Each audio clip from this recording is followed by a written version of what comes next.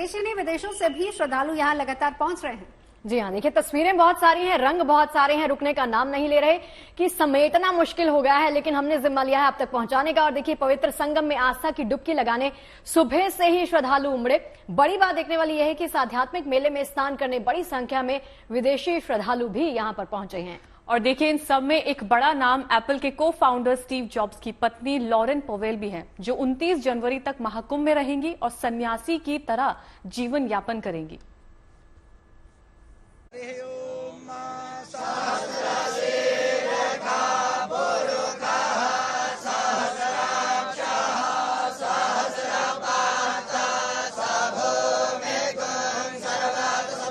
प्रयाग की पावन धरती पर आस्था और अध्यात्म के इस महामेले की महिमा 7 समंदर पार पहुंच चुकी है। विदेशों में रह रहे भारतीय तो भारतीय, विदेशी श्रद्धालु भी बड़ी संख्या में आस्था की डुबकी लगाने संगम नगरी पहुंचे हैं। देश विदेश से आए साधु संत और श्रद्धालु सुबह से ही संगम में डुबकी लगा रहे हैं। एप्पल के दिवंगत सह संस्थापक स्टीव जॉब्स की पत्नी लॉरेन पॉवेल जॉब्स भी महाकुंभ पहुंची हैं। लॉरेन 29 जनवरी तक महाकुंभ के अलग अलग अनुष्ठानों में भाग लेंगी। इस दौरान वो सन्यासी की तरह जीवन यापन करेंगी। हमारा सन्यासियों का अच्युत गोत्र होता और हमने उसका नाम कमला रखा, क्योंकि ज्योतिष के अनुसार उसकी जो गणना है उसके अनुसार उसका नाम निकला, तो उसके अनुसार उसका नाम क से निकला, तो मुझे सबसे अच्छा कमला लगा, तो मैंने उसका नाम कमला रखा और मैंने उसको अच्युत गोत्र दिया, अपना गोत्र दिया। कराया मैंने उसे पंचगव्य प्राशन कराया, हमने उसके सारे संस्कार किए और उसके बाद हमने उसको नाम और गोत्र दिया है। तो धीरे धीरे मुझे लगता है वो हमारी पूरी परंपरा को समझ जाएंगी, जान जाएंगी और मानने लगेंगी। बताया जा रहा है कि लॉरेन जॉब्स मकर संक्रांति के दिन 14 जनवरी और मौनी अमावस्या के दिन 29 जनवरी को शाही स्नान करेंगी। ये स्नान विशेष रूप से पवित्र माना जाता है और इसे धार्मिक पुनर्निर्माण का प्रतीक माना जाता है।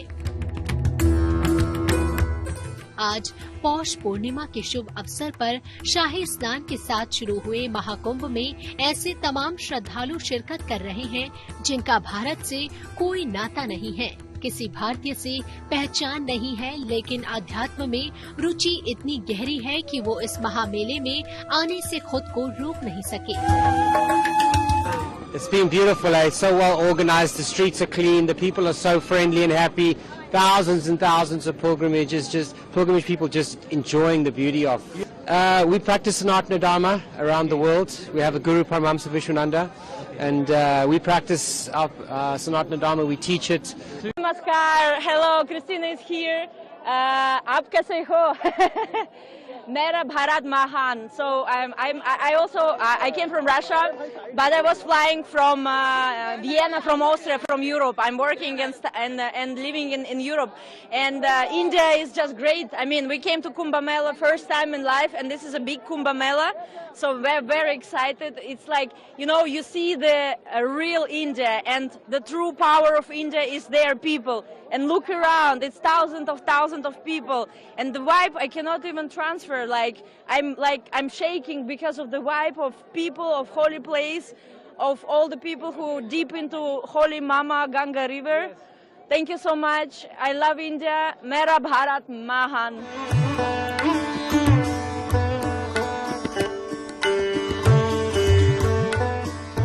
तीर्थ नगरी प्रयागराज में विदेशी भारतीयता के रंग में रंग चुके हैं।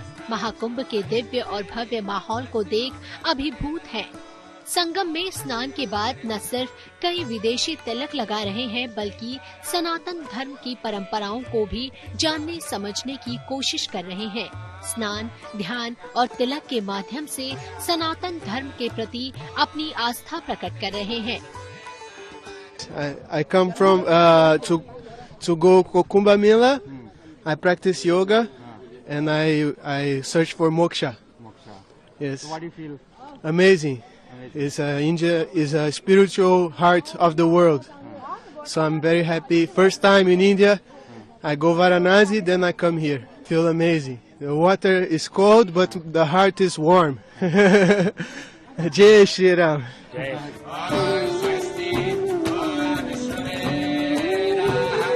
विदेशी श्रद्धालुओं की ये आस्था इस बात की तस्दीक करती है कि महाकुंभ की महिमा किसी क्षेत्र विशेष तक सीमित नहीं है।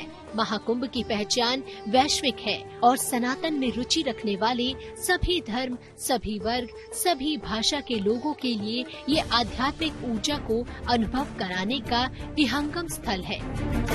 Bureau report, good news today.